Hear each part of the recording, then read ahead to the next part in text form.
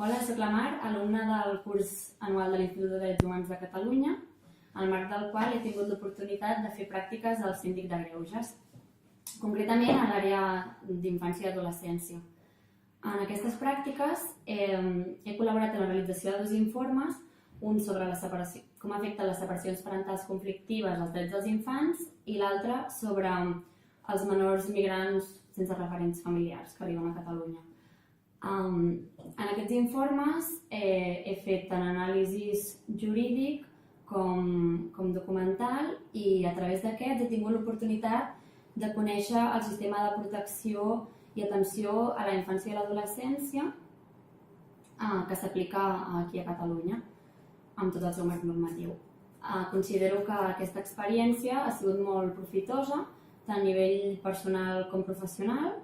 He pogut ampliar coneixements i alhora també se m'ha donat l'oportunitat d'assistir a reunions sobre la matèria, conferències i seminaris. Així que recomano aquesta experiència a tothom perquè és una molt bona experiència i la podreu gaudir molt.